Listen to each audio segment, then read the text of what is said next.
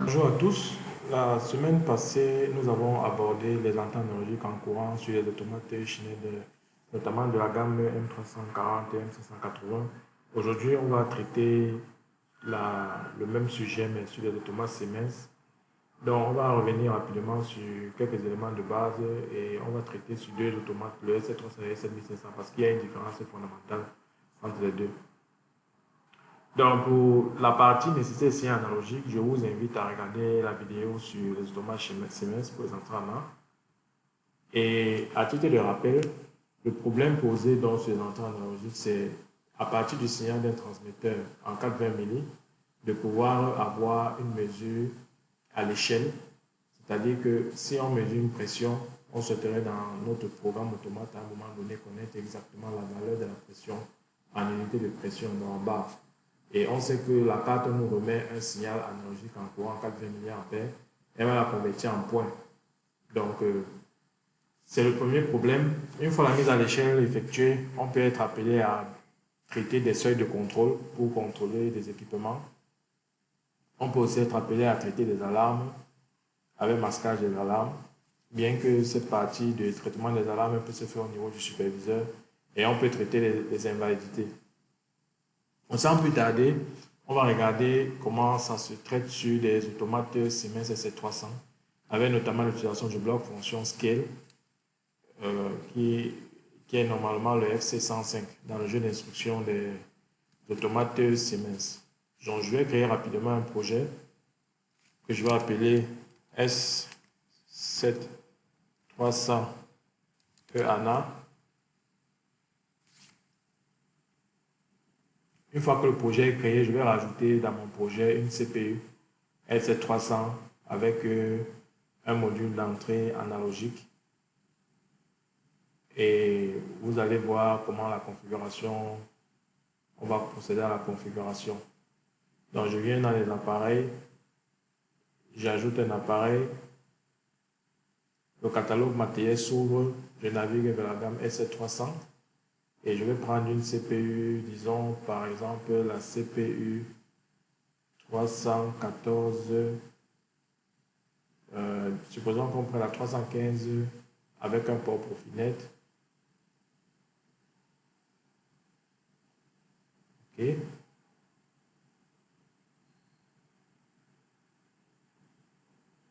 Donc, le logiciel est en train de rajouter.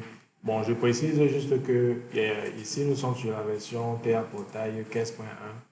La même manip peut se faire aisément sur la version 16, la version 17 et la version 18 qui est sortie il y a quelques jours. Donc, en configuration matérielle, je vais rajouter mon catalogue de produits là. Et supposons que je prenne une carte de deux entrées à là. Voilà. Et immédiatement,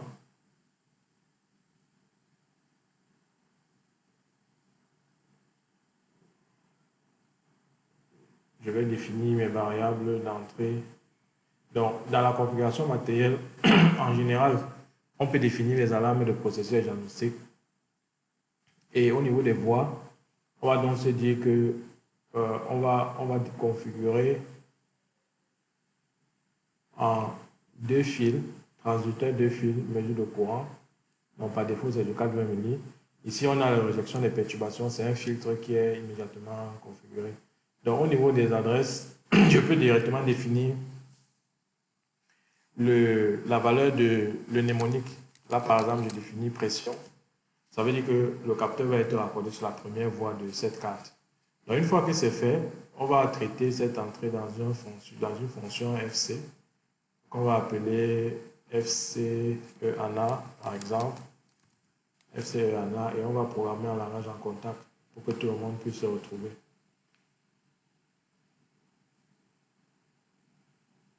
Donc, comment je traite, je peux le programme, voilà, je peux définir aussi un bloc fonctionnel pour encapsuler cette logique et la réutiliser pour autant de fois que je veux. Bon, c'est pas le but de la manœuvre, Le but de la manœuvre, c'est de regarder la mise en œuvre des instructions de programmation qui permettent d'arriver à effectuer les traitements sur les entrants. Après, une fois que le principe est connu, chacun peut décider de faire ce qu'il veut. S'il veut créer un bloc fonction qui est réutilisable, il le crée. Donc là, on va se contenter sur de la logique. Alors, je rajoute immédiatement une boîte et je saisis FC105.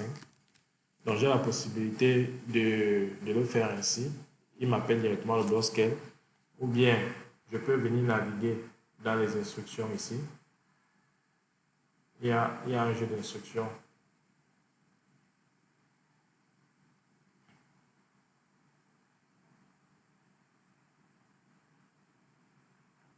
Avec des instructions.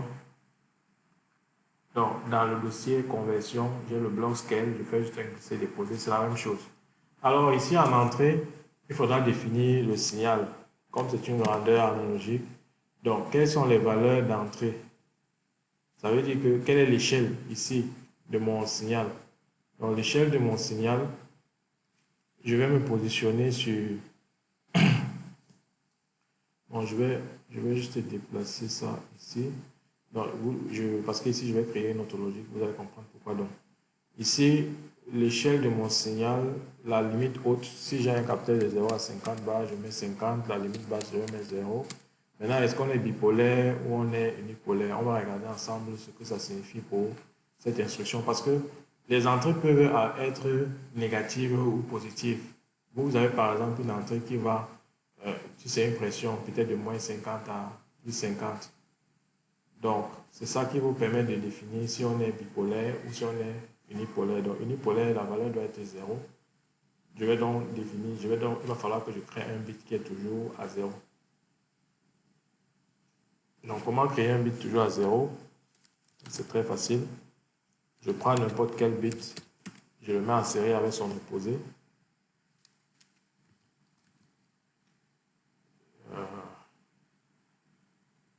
Et je vais le ranger dans le M11. Et je vais appeler le M11.0 un bit toujours 0. Voilà. Donc, je sais que un contact et son opposé en série vont toujours donner 0. Du coup, je prends juste ce contact, toujours 0. Et ici, il y a la sortie. Donc, la sortie, je vais l'appeler par exemple mesure réelle. Définir une variable. On va se mettre dans la zone de mémoire. Et on va par exemple utiliser la mémoire MD0. Ok, ça ne gêne pas. Puisque là, c'est un réel. Et ici, on va par exemple choisir, il faut un word. Donc, je vais par exemple choisir un word 5 pour le résultat de l'opération. Donc, avec cette instruction, immédiatement, je peux définir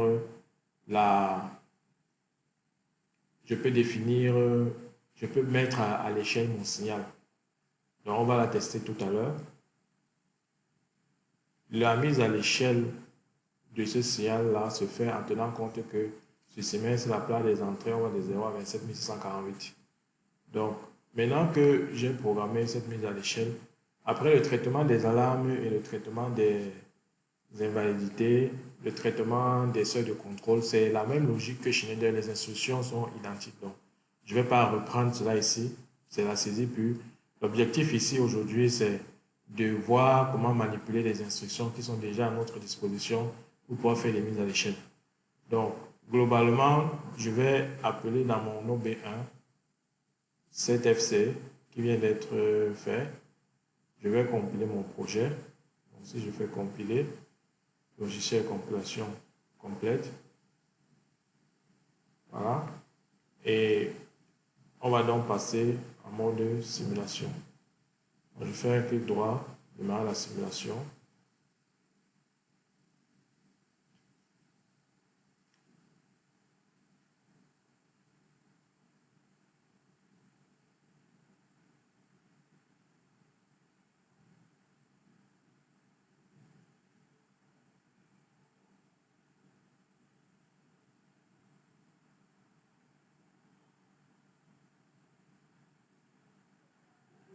je charge mon application dans Automate.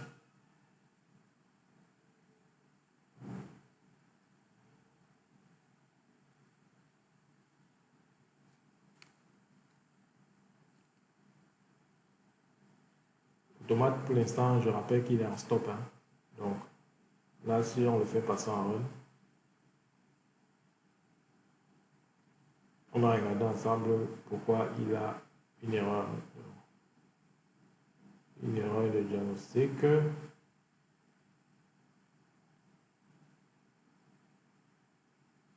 Voilà, donc ici, je crois savoir que le problème vient de la mémoire. La mémoire, c'est-à-dire l'octet sur lequel on a défini c'est aussi bien que cela arrive ici. Comme ça, si vous avez un problème, vous allez pouvoir le rectifier. Donc, j'interromps ma liaison en ligne. Je reviens à ma configuration matérielle. Au niveau de ma CPU.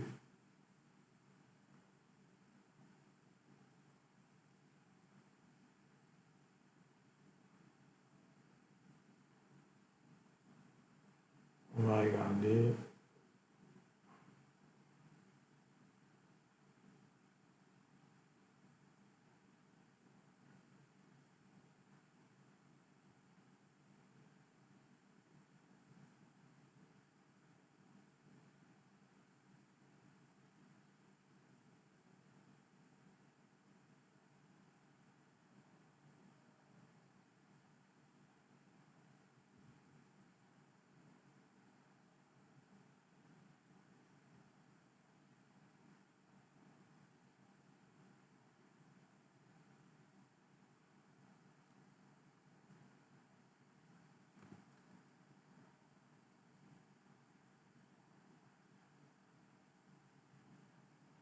Donc là, j'ai diminué la plage de... j'ai modifié l'octet qui avait été associé à la carte.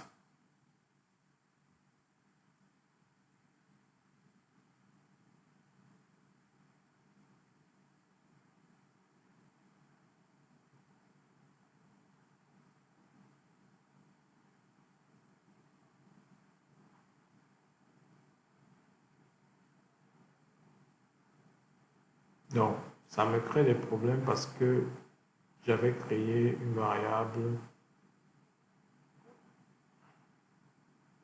dans la zone. Voilà. Donc ici, je dois passer plutôt à 64.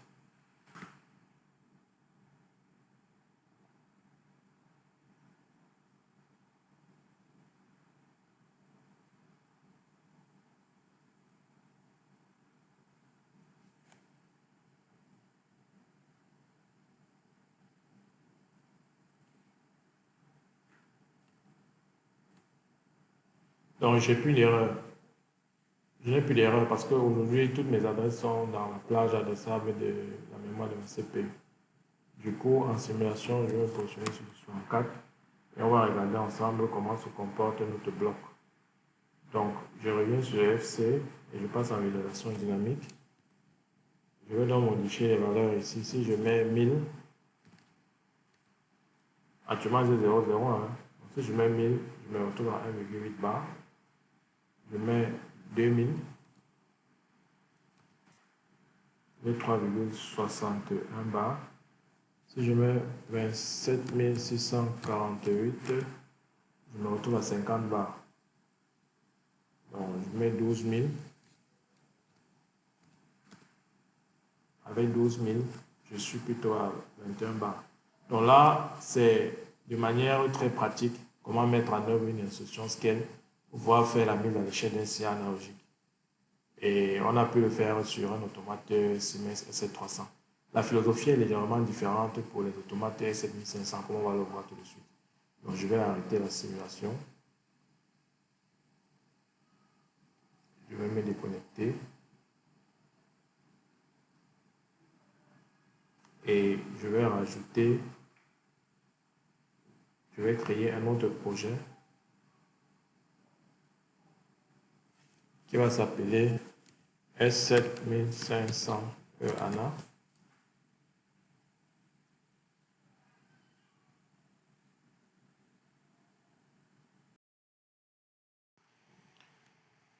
Donc, pour le S7500, on va rapidement, on a créé un projet S7500A. On va rapidement rajouter un appareil. Donc, on va prendre une CPU d'entrée de gamme.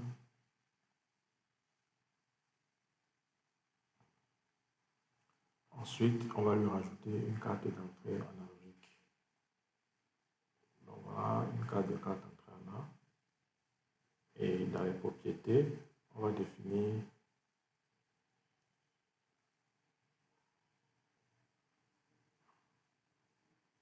le type de signal. Donc, pour les entrées, on va dire qu'on est sur un courant de fil. OK.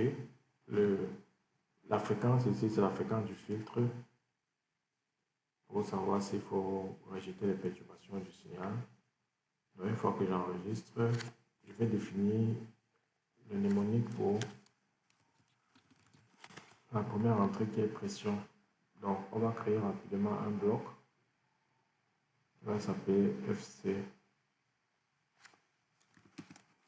ANA, en langage à contact.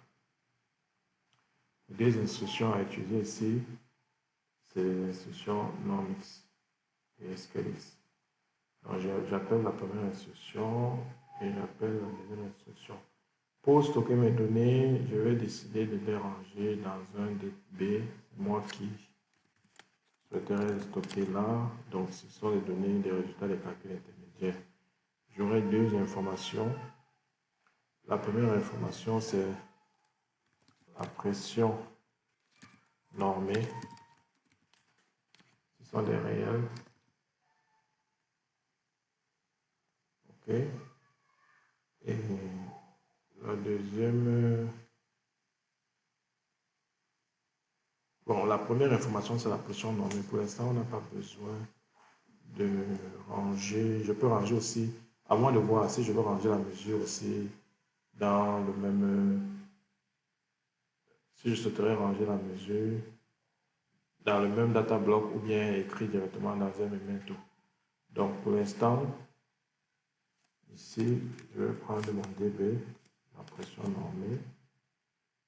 Donc, à l'entrée, j'ai mon signal, c'est la pression, qui va varier de 27 000, de 0 à 27 648. C'est bien l'entier.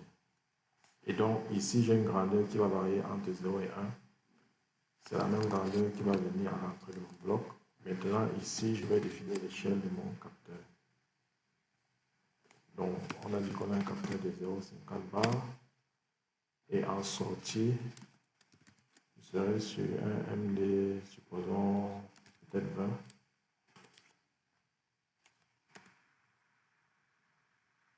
Donc là, il faut définir le type de données. Et ici, c'est la mesure réelle. Voilà. Donc, une fois que mon data block, mon FC est créé, je l'appelle dans l'OB1, soit en saisissant ici C1 ou bien en faisant un glisser déposé. Je compile. Logiciel compilation complète.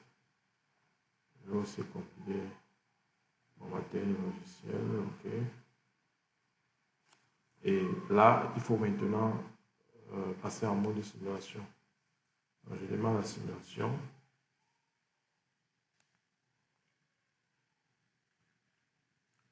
Je recherche mon automate virtuel.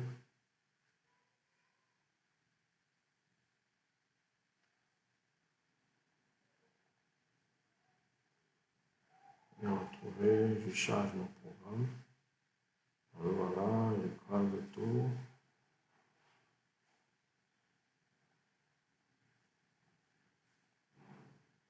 Voilà. Et ici,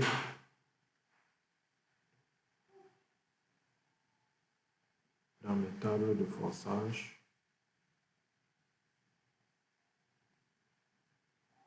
je vais définir la pression et la mesure réelle. Je passe en mode avancé, je visualise. Donc,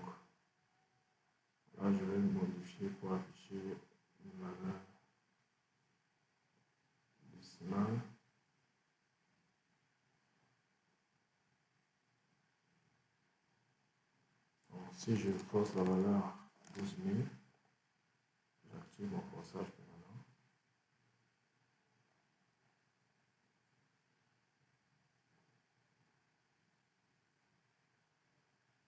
Bon, là, il faut plutôt choisir une variable flottante. Donc là, j'ai 21. Donc, si je mets 27 648,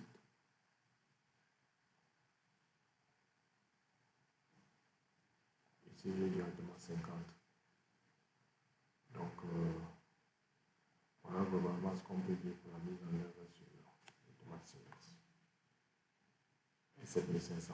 Et la même technique est valable pour le S7200. Pour le S7300, il faut utiliser les instructions scale et scale, donc FC105.